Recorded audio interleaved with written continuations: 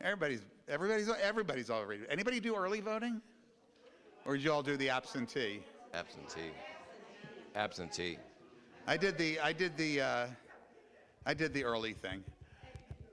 So we got in and out in 20 minutes. Our first attempt was a 2-hour wait, so we abandoned that. Anyway, welcome, and a reminder that next week there is no service in observance of the national holiday that is Arthur's birthday. No, that's not really why. Really why is that I'm going to be on the road for my granddaughter's birthday.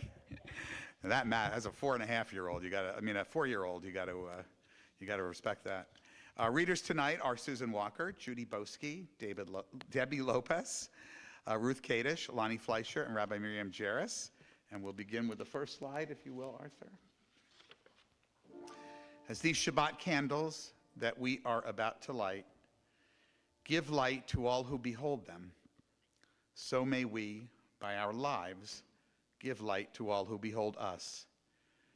As their brightness reminds us of the generations who have kindled light, so may we in our own day be among those who bring light. I'd like to invite Miriam Leventhal to light our Shabbat candles.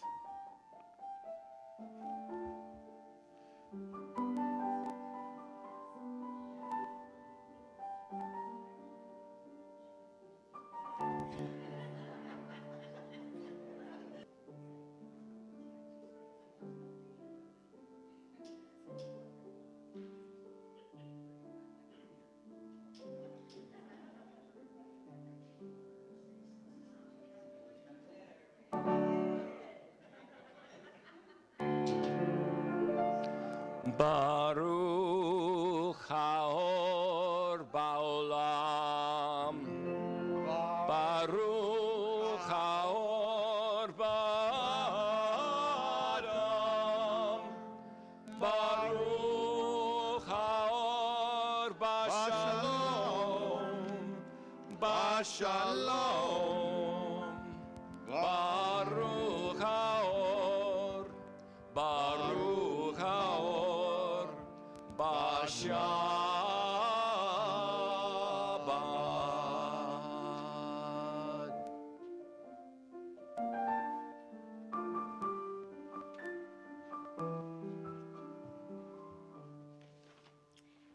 Shabbat Shalom, everyone. Our ancestors hallowed the Sabbath day. In dark times, it was a refuge for them, and in times of prosperity, it gave them rest and joy. As a community, we celebrate the opportunity to gather in that spirit, even as we imagine Shabbat anew. May we too find rest from the day's work and refuge from our cares. May we too feel the warmth of love and companionship. May we too feel our joys heightened and our sorrows softened by the love we give and receive together. May we be blessed with Shabbat joy. May we be blessed with Shabbat peace. May we be blessed with Shabbat light.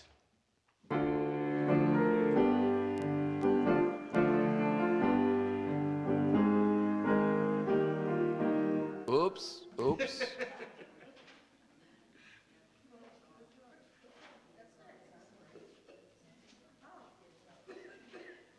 Sorry about that. I thought I had checked all this stuff. Hold on. We can try singing to that tune. Lachuna ranana, lachuna ranana, lachuna ranana, la Shabbat. Lachuna ranana, lachuna ranana, lachuna ranana, la Shabbat. Naria, Naria, layom simchatenu, nikadma b'shalom. Naria, Naria, layom simchatenu, bizmirot namria lo. Lachuna ranana, lachuna ranana, lachuna ranana, la Shabbat. Lachuna ranana, lachuna ranana, lachuna ranana, la Shabbat. Naria, Naria.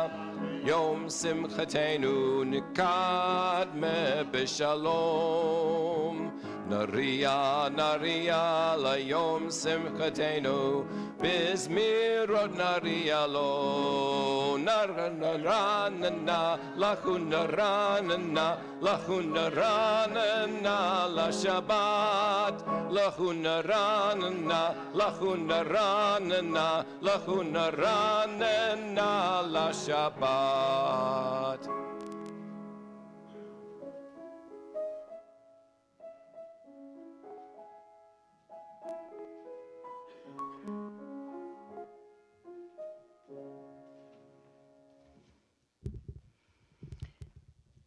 To cross the threshold of this room on Shabbat is to enter a place free from the demands of our everyday lives.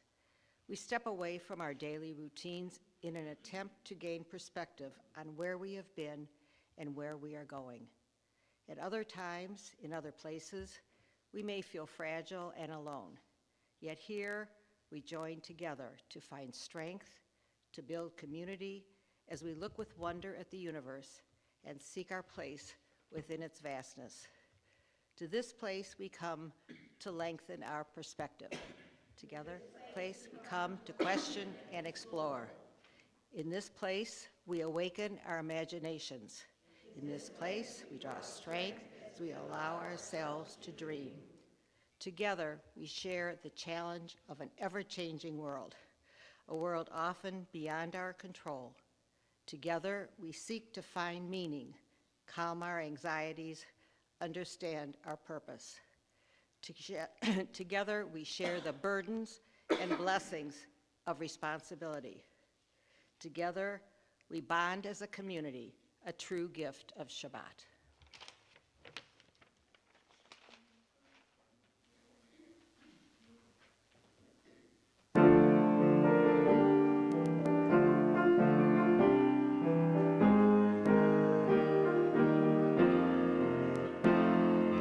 Ma tovu olecha Yaakov, olecha Yaakov, mishkanotecha Yisrael. Ma tovu olecha Yaakov, olecha Yaakov, mishkanotecha Yisrael.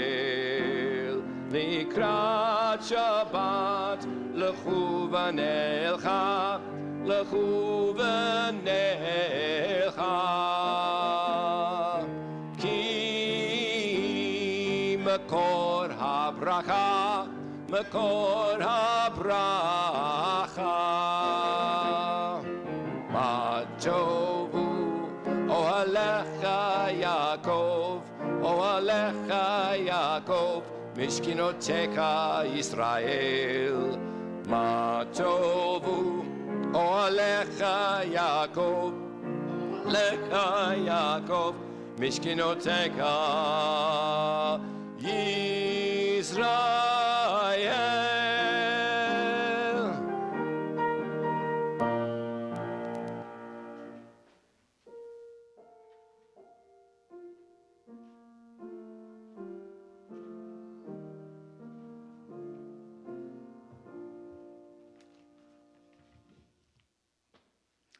Capacity to pursue lives of integrity depends upon our freedom of inquiry. One person's truth may be another's heresy.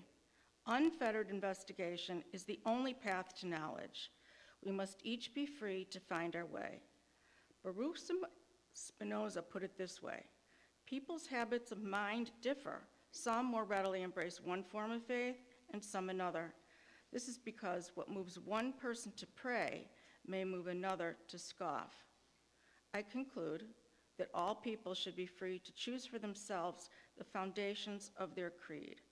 Faith should be judged only by its fruits.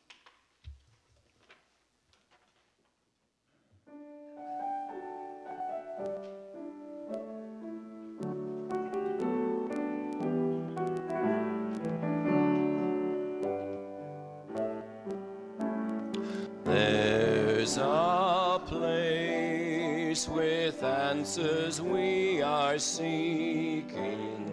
There's a place find our light of hope? Where's the strength to realize our vision? בתוכנו, יש מקום בתוכנו.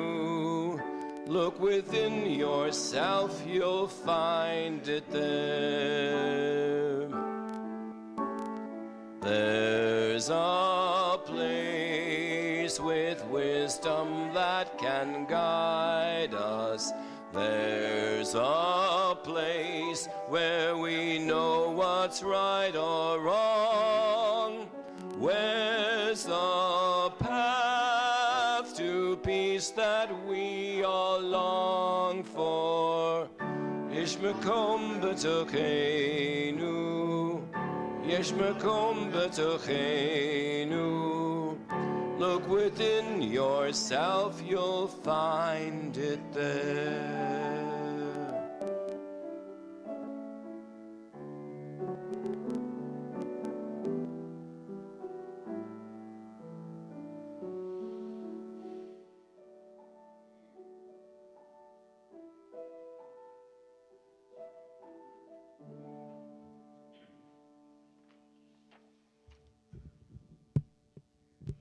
I applied my mind to know and search out, to seek understanding and an explanation of things.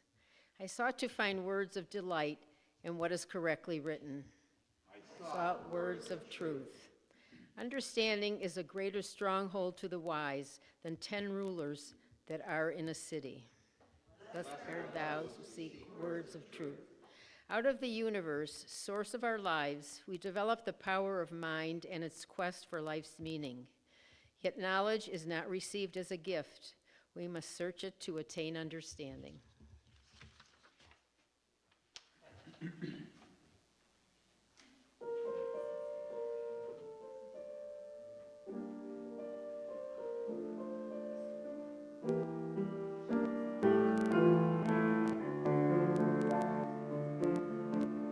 נפתח לנו שערי צדק, חן וחסד ורחמים.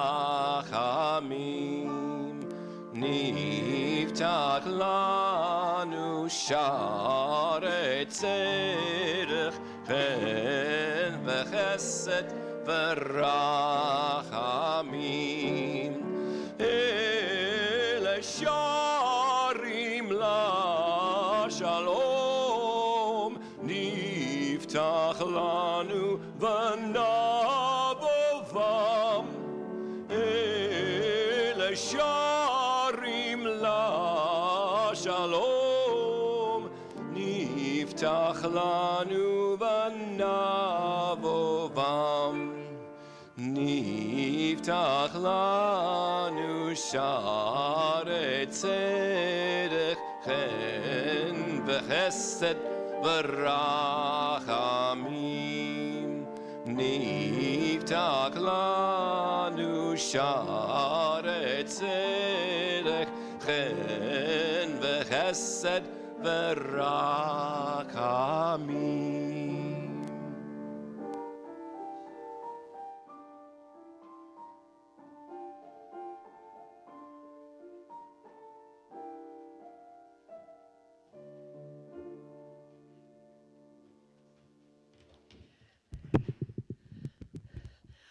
Hope is a choice, never found, never given, always taken. Some wait for hope to capture them. They act as the prisoners of despair. Others go searching for hope. They find nothing but the reflection of their own anger. Hope is an act of will, affirming in the presence of evil that good things will happen, preferring in the face of evil self-esteem to pity. Optimists laugh, even in the dark.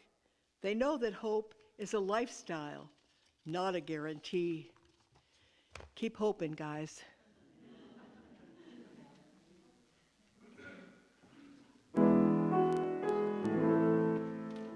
Ephori ori bi איפה תקוותי, תקוותי בי, איפה כוחי, כוחי בי, וגם בך, וגם בך, איפה כוחי, כוחי בי, וגם בך, וגם בך.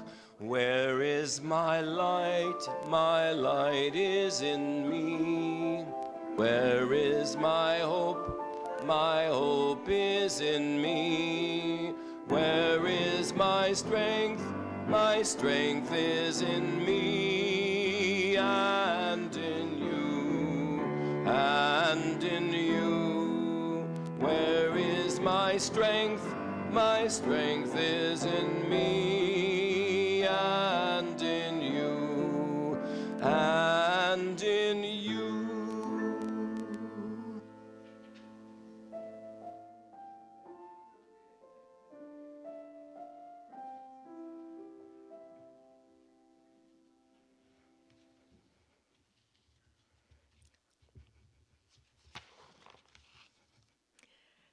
As in the traditional Jewish service, our humanistic Jewish liturgy expresses a deep longing for peace. Yet while the traditional text calls upon the high heavens to make peace upon us, we affirm that peace is an entirely human responsibility. Humanists differ in their views on war. Some believe violence should never be an option, while others hold that it is sometimes necessary to prevent greater harm. Despite these differences, we are united in a commitment to peace, beginning in our own lives, extending to our communities, and reaching among all nations. We believe that secular democratic societies are best suited to foster the rational dialogue and mutual understanding essential for peaceful coexistence. While we long for peace, history shows that humanity has always engaged in war, leaving us uncertain whether peace can ever truly be achieved.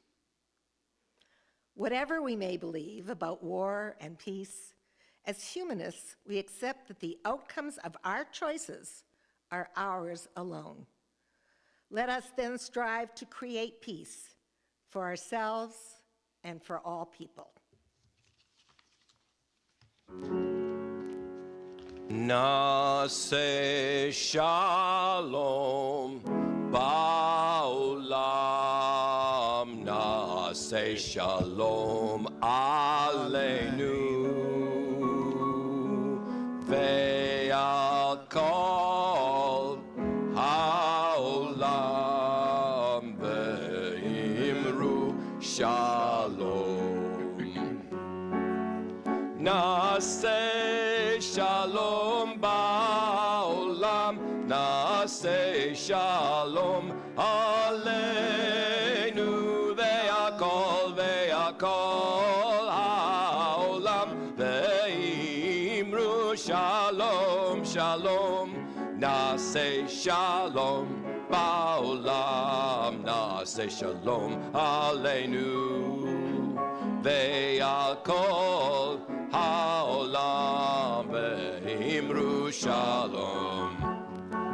Nase shalom ba'olam, nase shalom aleinu, ve'akol ha'olam ve'imru shalom shalom. In this community where we find strength and common purpose, we turn now our minds and hearts toward all those who need our love and support, those who are ill, those who suffer pain of the body or spirit, those who are lonely, those who have been wronged. Tonight, our well wishes are extended to these members of our community and their loved ones, to Carolyn Lowe, to Jim Walker, and to Saul Foreman, And to anyone whom you're thinking about this evening, whose name you'd like to contribute. Anybody on this side? Anybody over here? Did we miss anybody? Yes, go ahead. Thank you.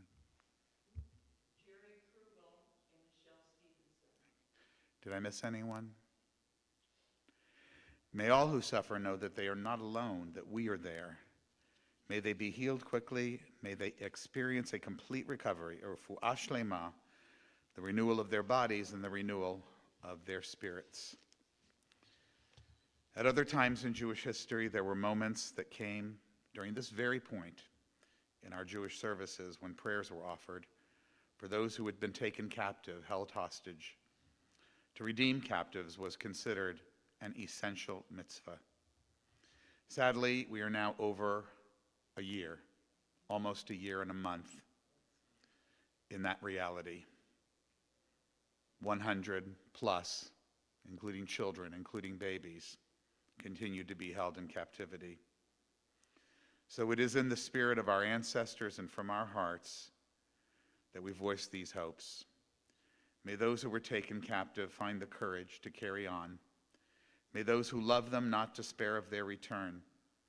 May they soon emerge from their confinement, whole in body and in spirit, to know once again the embrace of loved ones.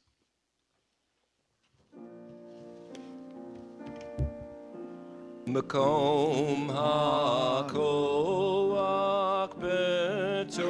בתוכנו, מקורות הברכה מעברותינו. May the source of strength that dwells so deep within us help us find the courage to make our lives a blessing, and let us say, Shalom.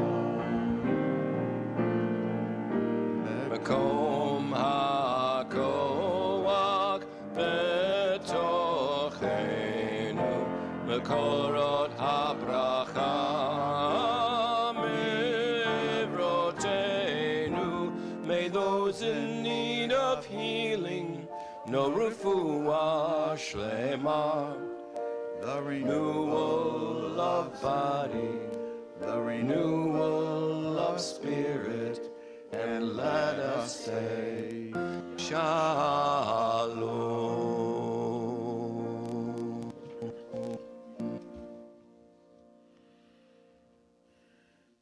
Death cannot take that which is locked in our hearts. With our tears and our sorrow, we remember. With our courage and our strength, we do not forget.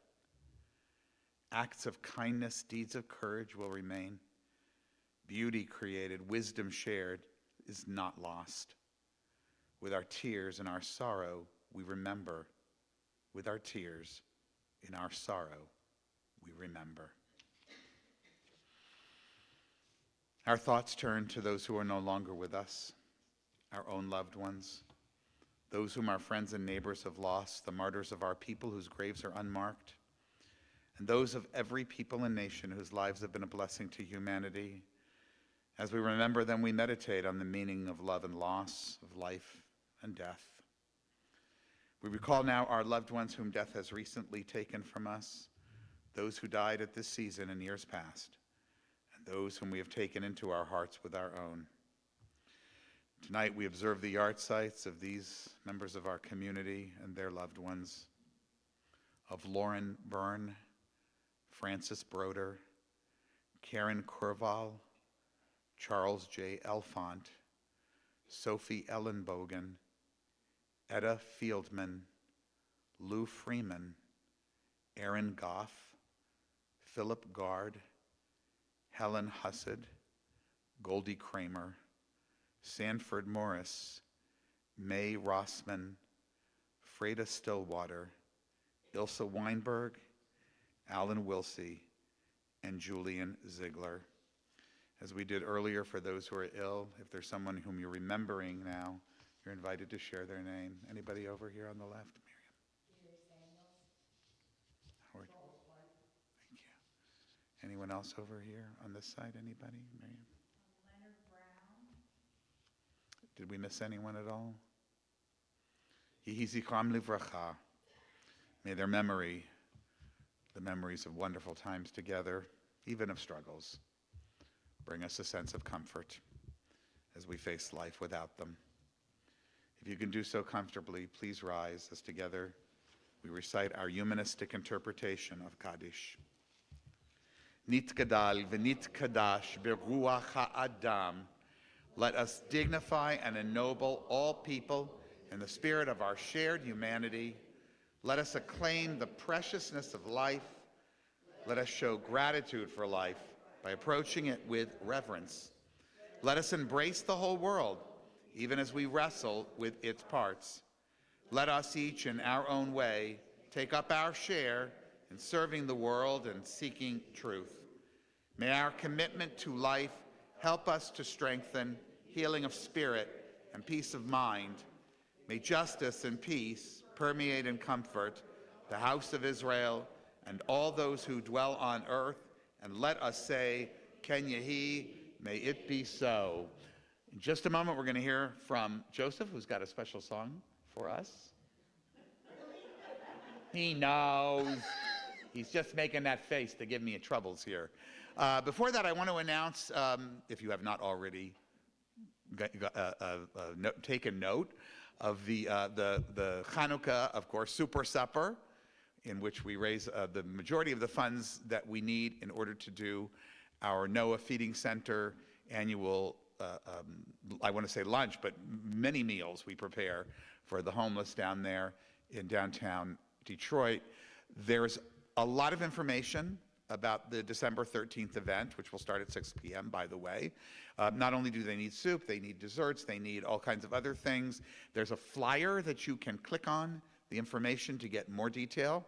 It's all in the newsletter. We will be keeping it in the newsletter until Audrey tells me to stop. That's usually how I go. Also want to put in a plug for my American Jewish Experience class. Really, it's a history of the American Jews. We started 3 weeks ago. We just finished the third lesson. If you missed them, they're on YouTube. If you want to hear them live but can't come in person, they're on Zoom. You do have to register for that. There's a link in the newsletter. And if you want to come in person, they're at 12:30. We'll meet this Monday. We'll be taking the following Monday off. But the list of dates is all in the newsletter. It's also on the calendar. I make sure that they're kept up to date. And even if you don't listen to the YouTube things, you can come in anytime because it's a continuing story. You're all living it even today. But right now, I think we're around, I don't know, the early 18th century. So we haven't gotten to the revolution yet, but we will be. All right, now we're going to hear a great song called... I think they'll know when they hear it. Oh, that's true. Then the song gives its name away. It does. And the one, and the two. Lyrics by Johnny Mercer and music by Harold Arlen. You've got to accentuate the positive, eliminate the negative, latch on to the affirmative, don't mess with Mr. In Between. You gotta spread joy up to the maximum, bring gloom down to a minimum. Have faith or pandemonium liable to walk upon the scene. To illustrate my last remark, Jonah in the whale, Noah in the ark. What did they do just when everything looks so dark? Man, they said you gotta accentuate the positive, eliminate the negative, latch on to the affirmative. Don't mess with Mr. In Between. No, don't mess with Mr. In Between.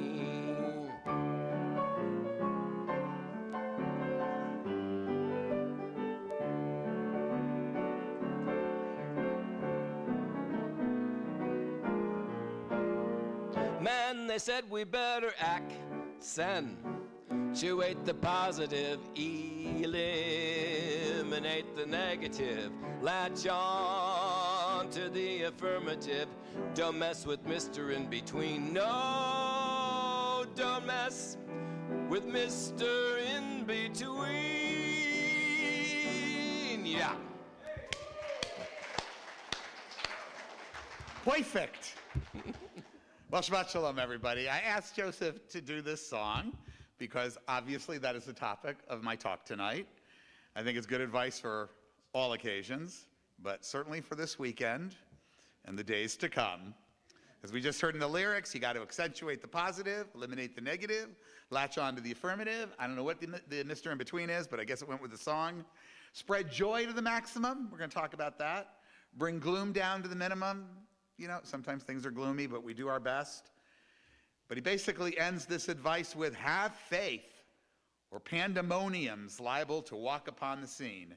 Now, I don't know what the faith of Johnny Mercer was, but I'm going to recommend a kind of a humanistic faith tonight, that now that we've arrived at this moment, barring any last work that you might be doing on the election itself, and we've now got 99% of this endless campaign in the rearview mirror, well, it's time for you to have some faith in what you did. Even if it was just hoping and voting or making a plan to vote. And as the song says, let's not allow pandemonium to affect us too badly. There will be some. There always is. Now, we're a nonpartisan kind of place, though, you know, I know which way we lean. But what I'm talking about tonight, it is not at all partisan. It's human.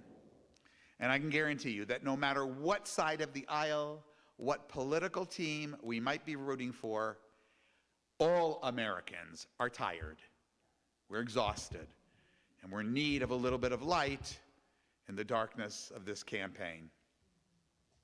I cannot count how many conversations I've had over the last several months that consist of a very heavy percentage of, who do you think's going to win? I don't know. Or, I'm so stressed out. Yes, we all are. That kind of thing. So that's why tonight I wanted to accentuate the positivity a little bit, to find any way that we can locate it or manufacture it for ourselves so that we can focus a little bit on the positive aspects of our lives, which means being grateful for what we have, being joyful for the things that are wondrous in our lives, the things that give us not just escape, but lift our hearts, the things that allow us to experience light in whatever darkness of whatever concerns we're dealing with. It's time now, as we've entered the end of this almost, to embrace some calm. And that's where I want to start, with the power of calm. This is the time for us to be cultivating it. It's a great time for us to seek some serenity now. For those of you who get the Seinfeld reference. To be very honest, a little bit of a confessional here, I am actually one of the least calm people in the world. I will illustrate my technique for calming myself down. I do not recommend this to other people, but it goes something like this. Calm the freak down! I wrote bleep there, and you noticed I actually couldn't say that. No matter how you do it for yourself, the point is to stop getting caught up in pandemonium, which this weekend will primarily consist of this whirlwind of what ifs and worst case scenarios. Again, it doesn't really matter what your political beliefs are, because we're all Americans, we're all going through it. Our minds are starting to race, and therefore our hearts are following suit. And that's not healthy, and it's certainly not productive. It's not going to change a thing. As humanistic Jews who talk about grounding ourselves in rational thought and emotional resilience, letting ourselves get caught up in this way can make us forget what is perhaps, I think, the most important psychological insight of all time. That which was stated by Dr. Viktor Frankl, who I also think wrote the most important book of all time, Man's Search for Meaning, where he speaks as a survivor of Auschwitz, and teaches us to recognize that while we cannot control the external world, we can control our reactions to it. He called this the one freedom that can never be denied to us. A man in Auschwitz, he found this freedom. I propose that one way we start our search this week, for calm, is to try to achieve some mindfulness, by which I mean a sense of being present in the here and the now. Now, some folks do this by meditating. I myself am a failed meditator. But I do get the point of it, and I've come to believe that I don't need to sit quietly in order to achieve it. The goal of being fully present in the here and now is important enough that however you find a way to do it, I think that should be our focus. Not on the what ifs, not on what these going to be's or might be's. In my own therapy, it was about learning not to catastrophize, to reduce that power that anxiety has about the future on me. However you do it, by just taking a deep breath, a walk, listening to music, dancing, whatever grounds us, even meditating, this goal is to find some calm. This weekend and the weeks to come, we might also start with a little disconnection, by the way, specific recommendation from that greatest source of anxiety, the one that I hear about in every single conversation, specifically the news. Here's a personal revelation. Some of you know this about me. I have not watched television news in 8 years. Not MSNBC, not CNN, not Fox. I don't even listen to NPR. If I want to know about it, I read about it. And by the way, it's all there. And I consider myself pretty darn well informed. What I need to know, I can read it at the time that I want to. And then I don't have to continue hearing it, because we know that this news is designed less to inform than to provoke. They want to provoke you because they want to keep you in front of their television screens, and they want to keep you anxious because that makes you stay there. But with every headline, notification, and news alert, most of which add not one iota of new information, we find ourselves sacrificing just a little bit of our mental health.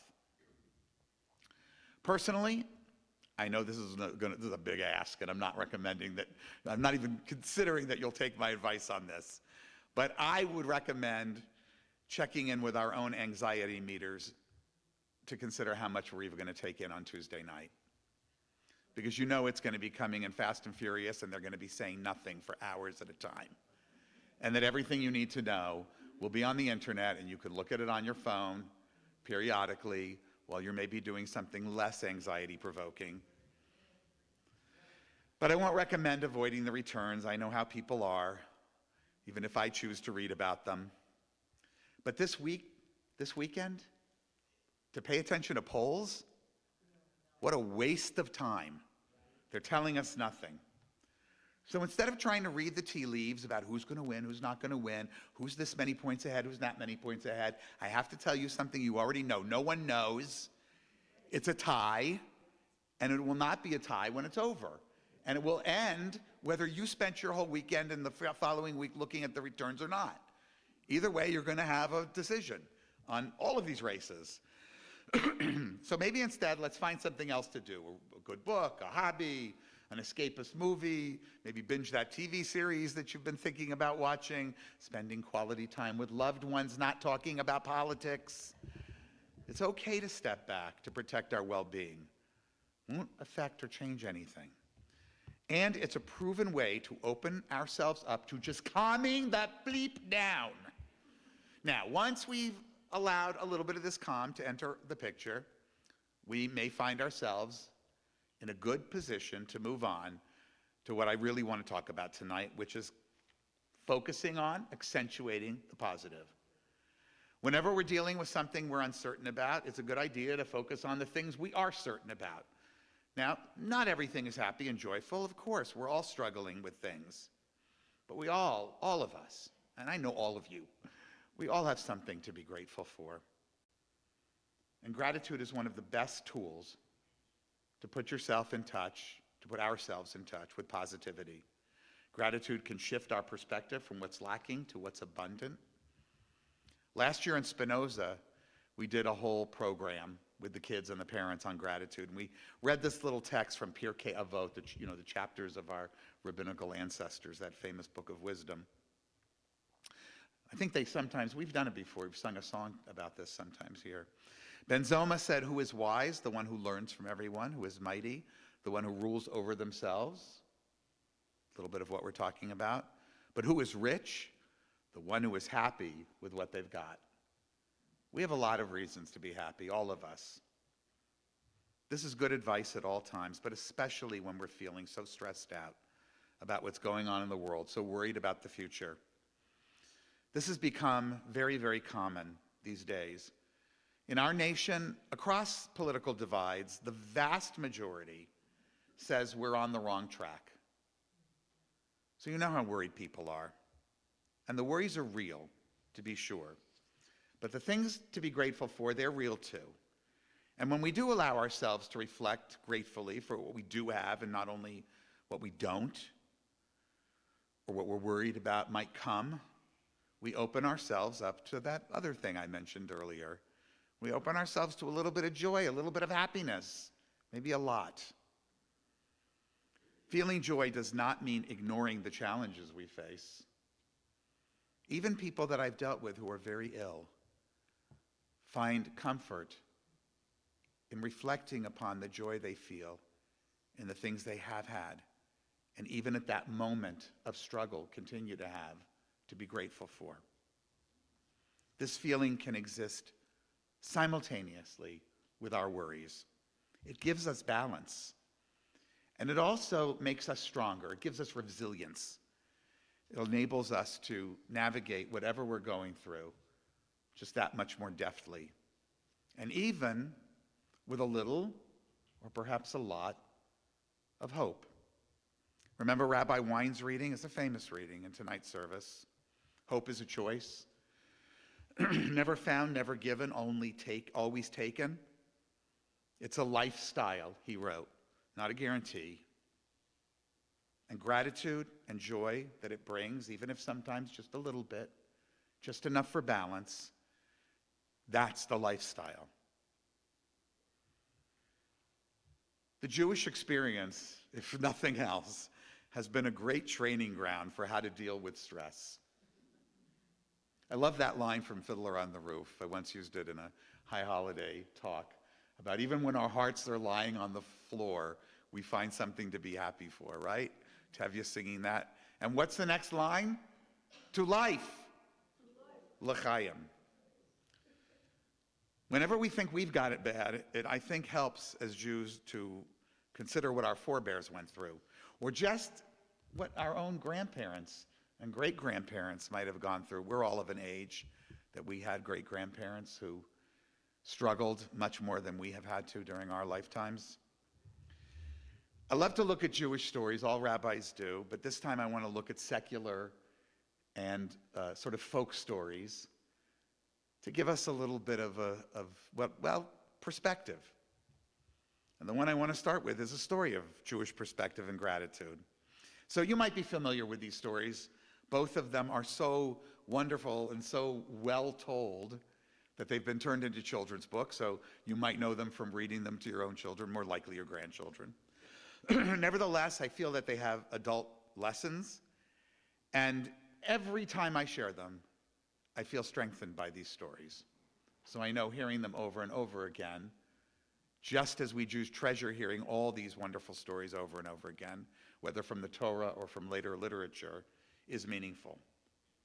So when I was telling this story, before I ever saw the children's book, I always called it The Farmer and the Rabbi. But Margot Zemach turned it into a children's book called It Could Always Be Worse.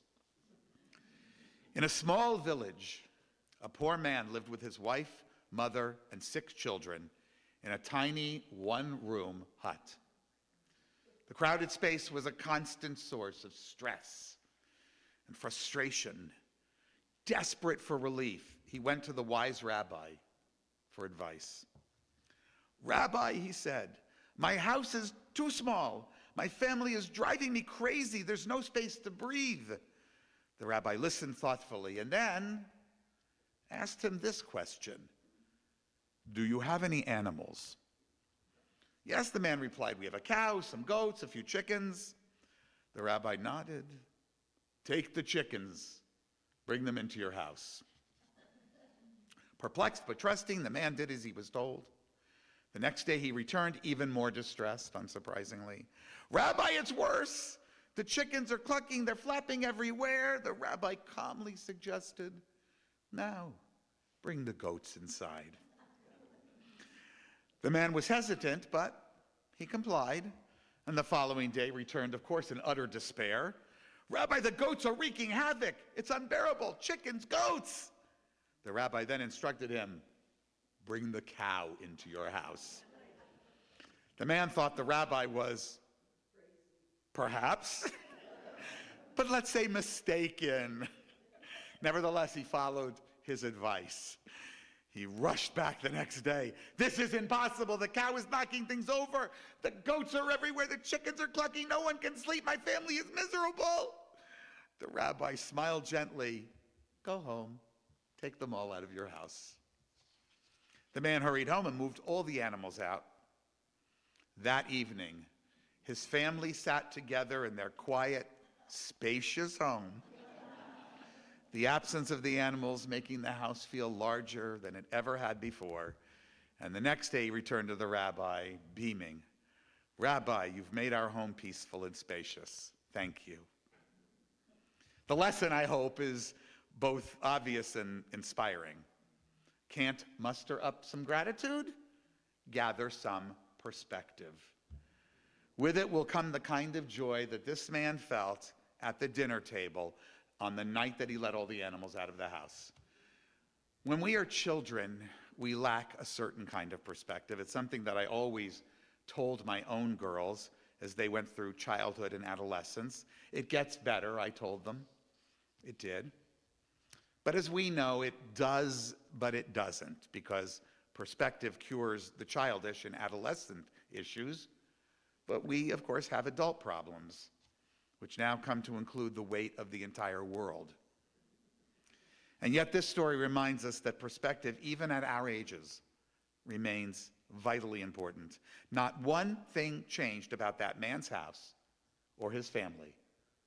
Not one single thing changed in his home. But perspective brought him gratitude, and gratitude brought him joy, and it all helped him to calm the bleep down and to be happy for what he did have, to live in the here and now, to focus less on what he lacked. At times like we're going through right now, big picture, or just the fact of what's happening this weekend and next with the election, a shift in perspective is just what we might need to recognize the value of our current circumstances.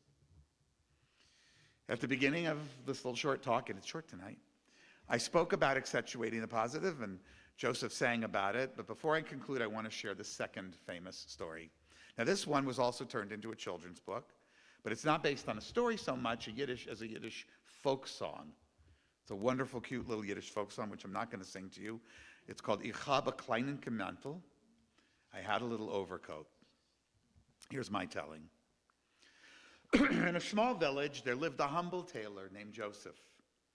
He owned a splendid overcoat made from the finest wool, a garment he cherished deeply. This overcoat had accompanied him through many of life's moments: festive gatherings, chilly days at the market, quiet evenings at home. Over time, though, the coat began to show signs of wear, as they do. The fabric frayed, patches appeared. Rather than despair, Joseph sought opportunity. There's still use in this, he thought. With careful skill, he transformed the overcoat into a stylish jacket. The jacket served him well, sharing in new experiences, bringing him joy. When the jacket wore out, he did not discard it. Instead, he made it into a vest. He continuing the garment's legacy. As the vest aged, Joseph turned it into a cap, which he proudly wore.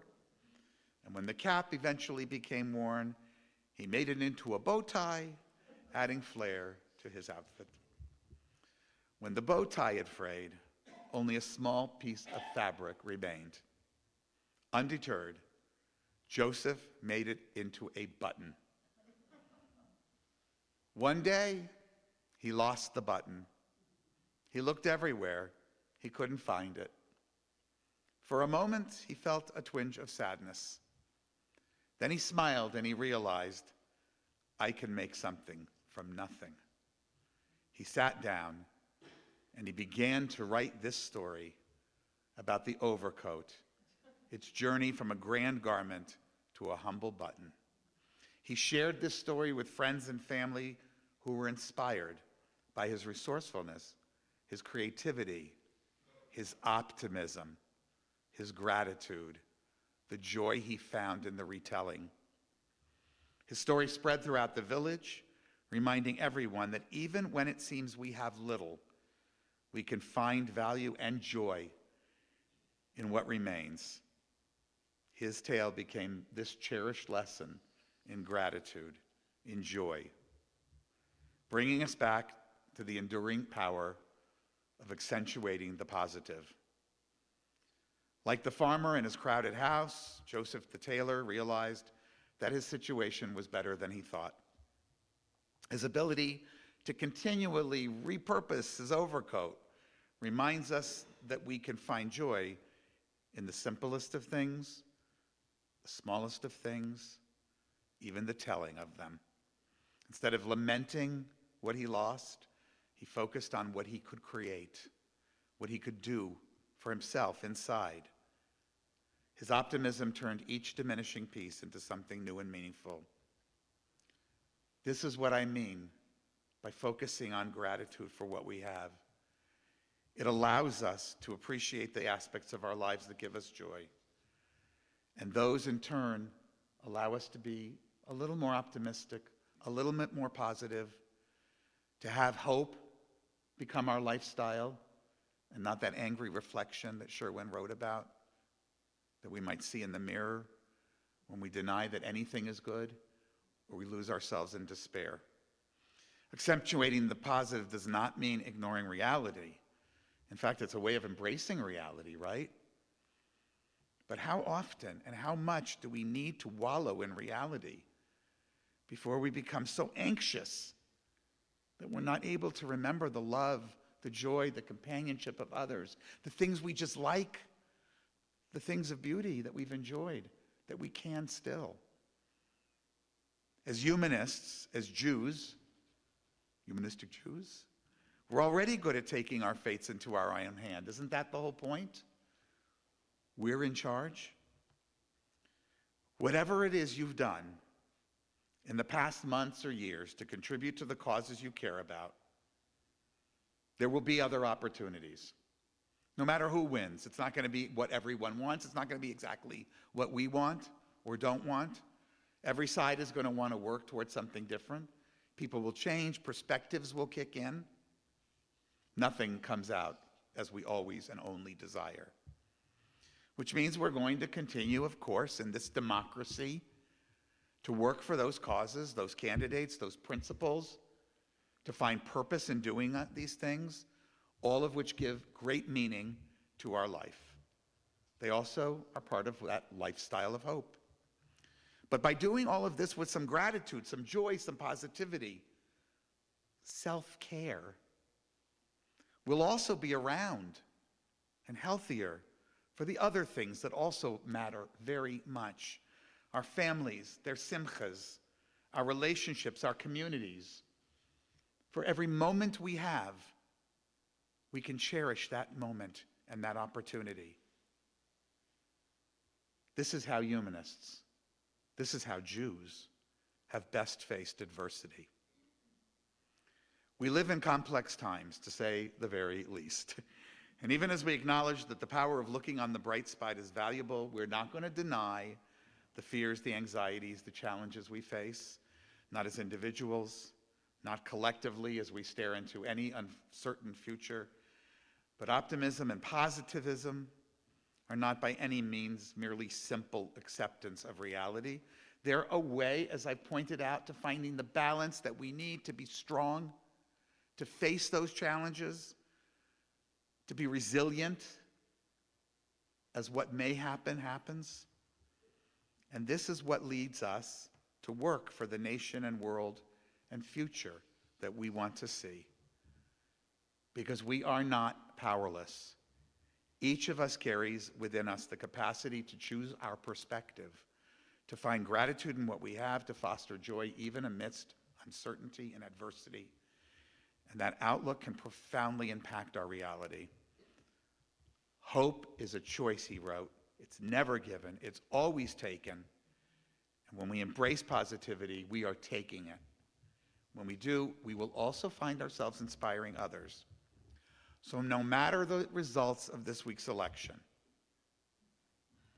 we will need positivity. We're going to need it in the days and months and years ahead, no matter what. We've been alive long enough to know that. So let's face whatever happens with that resilience and be a little bit more positive. Thanks for letting me share these thoughts with you tonight.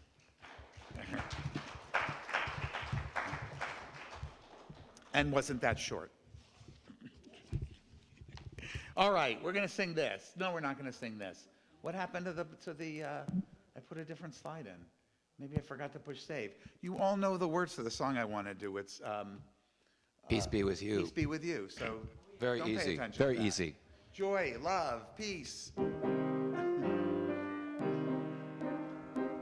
Peace be with you wherever you go.